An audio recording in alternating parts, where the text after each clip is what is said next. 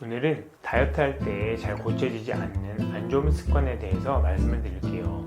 일단 다이어트를 결심했다면 줄여야 할 음식이 있습니다. 근데 여기서 주목해야 할 단어는 안 먹는 게 아니고 줄여야 하는 거예요. 기본적으로 사람들은 하지 말라고 하면 더 하고 싶은 욕구가 생기잖아요. 그렇기 때문에 뭔가를 하지 말아야 한다는 규칙을 정하는 건 좋지 않습니다. 그럼 줄여나가야 할 음식을 바로 알려드리겠습니다. 첫 번째는 커피입니다.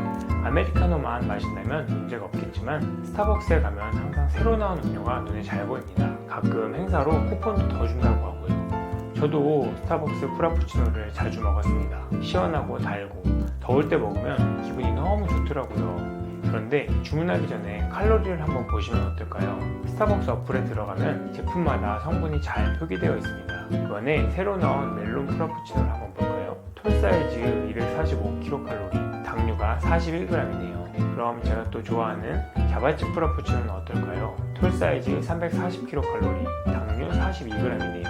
맛있는 만큼 확실히 당류가 많기는 하더라고요. 정말 먹고 싶을 때 한 번 먹는 건 기분 전환을 위해 도움이 될 수 있지만 습관적으로 먹으려고 할 때 칼로리를 한번 보면 좀 더 참기가 쉬워지는 것 같습니다. 두 번째는 스포츠 이온 음료입니다. 다이어트 하려고 열심히 땀 흘려서 운동하고 물 대신 게토레이나 포칼스웨트 같은 음료를 마시면 뭔가 흡수도 빠르고 좋을 것 같잖아요. 그런데 이런 음료들은 설탕뿐만 아니라 나트륨 함량도 높습니다. 나트륨은 식욕을 자극하고 과당을 만드는데요. 이렇게 생긴 과당은 우리 몸에서 포도당보다 염증 물질을 더 많이 만들고 간을 더 많이 손상시킨다고 해요.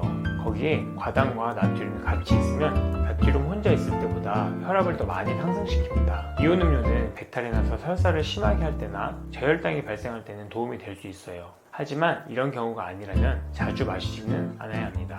세 번째는 피자, 특히 페퍼로니와 소세지가 들어간 피자입니다. 피자 도우에 페퍼로니, 소세지, 치즈를 더하고 마지막에 파마산을 뿌려주면 너무 맛있죠.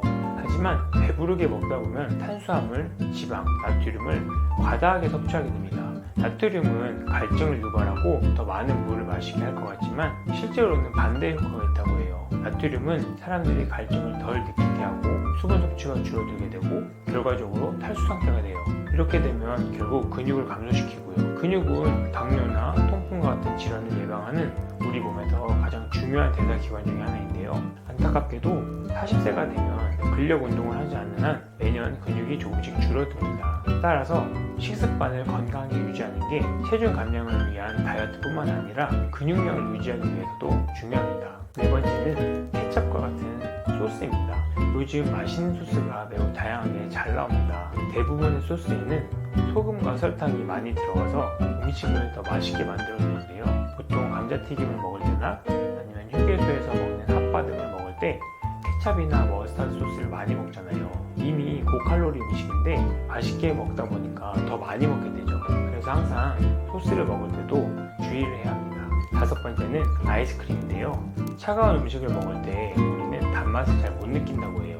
그렇기 때문에 아이스크림에는 매우 많은 설탕이 들어갑니다. 또한 아이스크림에는 색소와 여러 인공 첨가제가 많이 들어가는데요.